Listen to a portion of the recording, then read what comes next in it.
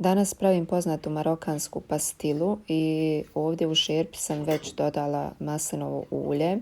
Zatim ću dodati pešin i luk. To ću sve zajedno da malo propržim. Zatim ću dodati 500 grama pilećih prsa i začine i onda ću to sve zaliti sa 1,5 litrom vode i ostaviti da se kuha negdje oko 40 minuta.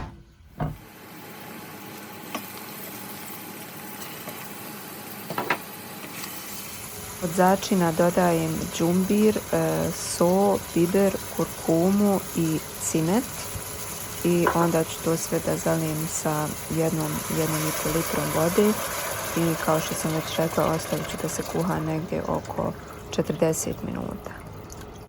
Ovdje imam izblendane bademe sa 2 kašike šećera u prahu i 1 kašikom ružine vodice. Piletina se skuhala i sada ću da izvadim komade piletine, malo ću ostaviti da se ohlade i onda ću ih onako iščopkati na sitne komadiće dok ću vodu u kojoj se piletina kuhala ostaviti jer će nam trebati za drugi dio fila.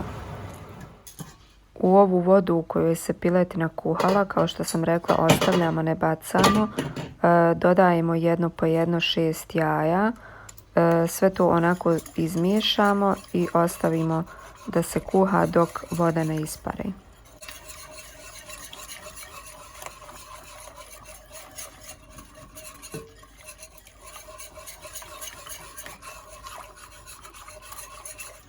I nakon što je voda isparila dobit ćete jednu ovakvu smjesu.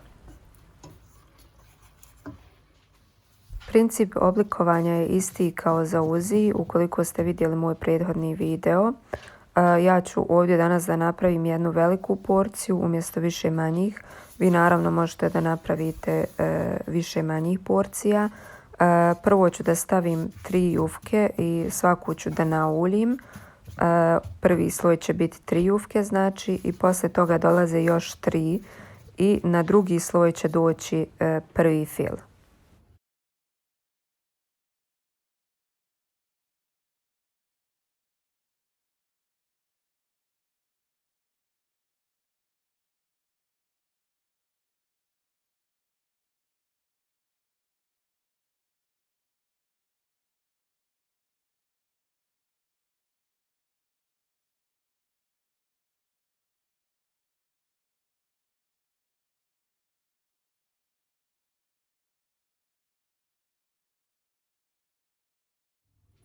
Poslije drugog sloja dolazi prvi nadjev.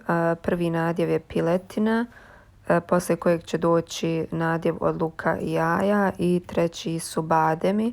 I ja uvijek preferiram između nadjeva da stavim po 1 jufku.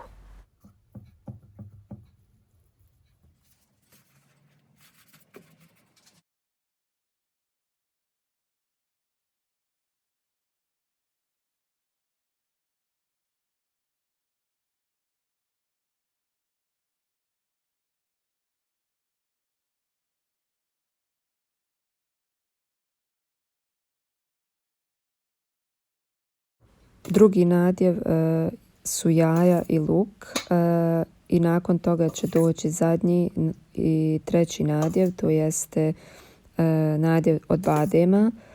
Ja znam da se ova kombinacija ne dopada svima, ne vole svi slatko-slanu kombinaciju i neke stvari su jednostavno, neki začini nezamislivi zajedno. Međutim, ja sam ovaj specijalitet probala prvi put kad sam bila u Marakešu i meni se jako dopalo i otad dosta puta sam pravila pastilu, pogotovo za Ramazan. Tako da ovo je jedan recept za one koji su otvoreni za drugo i drugačije i toplo preporučujem da probate, iako ne zvuči možda lijepo i dobro. Jako lijepo miriše, sve se jako lijepo slaže i veoma je ukusno. I evo, ovo je treći i zadnji nadjev koji sam stavila i sada ću polako da krenem da zatvaram. Prije nego što zatvorimo. Svaku jufku ću opet da nauljim i onda poslije toga ću da stavim 2 još, čisto onako da to bude sve optički ljepše, i stavit ću da se peče na 180 stepeni negdje oko 20 minuta.